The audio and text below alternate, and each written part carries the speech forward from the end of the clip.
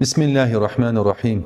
ABD ve Siyonist terör rejimi tarafından Gazze'ye yönelik planlanan yeni yapılanma, insani yardımları siyasi şarta bağlayan, bölgeyi fiilen ikiye ayıran ve Gazze halkını toplu cezalandırmaya maruz bırakan sömürgeci bir projedir. Söz konusu plan, açıkça bir yeniden işgal hamlesidir. Gazze'nin bir bölümünü tamamen işgalci güçlerin denetimine alırken, Filistinli direniş gruplarının hakim olduğu kesimlerde yardımlar ve yeniden imar faaliyetleri silahsızlanma ve yönetimden çekilme şartına bağlanmaktadır. 10 yıllardır abluka altında yaşam mücadelesi veren Gazze halkına şimdi bir kez daha açlıkla, susuzlukla ve siyasi baskıyla diz çöktürülmek istenmektedir. Üstelik Siyonist terör rejimi ateşkes adını taşıyan her anlaşmayı kendi lehine bir manevra alanına çevirmiştir. Yine aynı senaryo tekrarlanmış,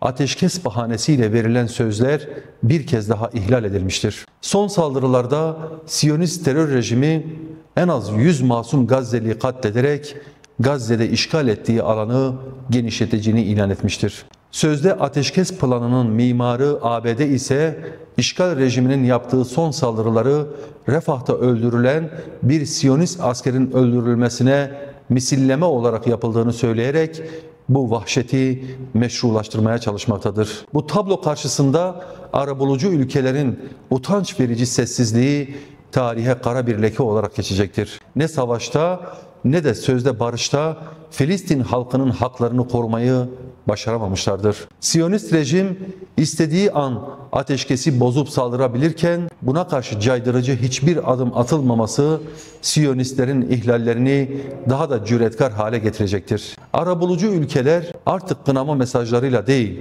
fiili ve bağlayıcı adımlarla sorumluluklarını yerine getirmelidir. Siyonistlerin her seferinde kanla büyüttüğü bu işgalin önüne geçmek için caydırıcı bir baskı uygulanmalı. İşgal ordusu derhal durdurulmalıdır. Ateşkese rağmen Gazze'de Batı Şeria'da işgal devam etmektedir.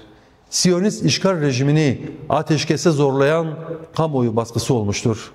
Bu nedenle 7 Ekim Aksa tufanından bugüne meydanları dolduran vicdan sahibi insanlar ablukayı kırmak adına Sumut filosu ve özgürlük filosu gibi teşebbüslerle tekrar harekete geçmelidir. Sudan'da ordu ile paramiliter hızlı destek kuvvetleri arasında patlak veren iç savaş 3. yılına girerken ülkeyi çok boyutlu bir felakete sürüklemiştir. Savaşın başından bu yana on binlerce insan hayatını kaybetmiş, 12 milyondan fazla kişi yerinden edilmiş, 30 milyondan fazla kişi ise gıda yardımına muhtaç hale gelmiştir.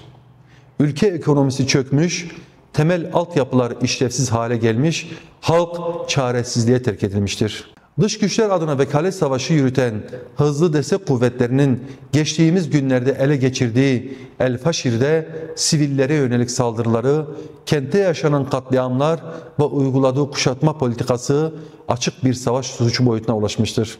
Kentteki yüz binlerce sivil hızlı destek kuvvetlerinin insani yardımları engellemesi ve bölgeye yönelik ablukası nedeniyle açlık ve susuzlukla karşı karşıyadır. Savaşın uzaması yalnızca iki paralel hükümet sorunu oluşturmakla kalmamakta, aynı zamanda Libya'da olduğu gibi uzun süreli bir istikrarsızlık ve savaş baronlarının ülkenin kaynaklarını tükettiği bir kaos ortamını da beraberinde getirmektedir.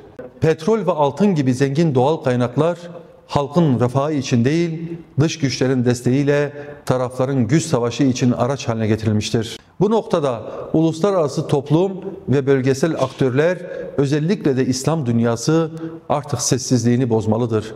Gazze için bahaneler üretenler Sudan'da yaşanan bu vahşet karşısında susmamalıdır. Hızlı destek kuvvetlerin saldırıları, abluka ve aç bırakma politikaları derhal durdurulmalı. Bu örgüte verilen her türlü dış destek kesilmelidir. İslam ülkeleri Sudan halkının maruz kaldığı bu insanlık dışı saldırılar karşısında acil şekilde harekete geçmeli. İnsani yardımların ulaştırılması, ablukanın kaldırılması ve sivillerin korunması için somut adımlar atmalıdır.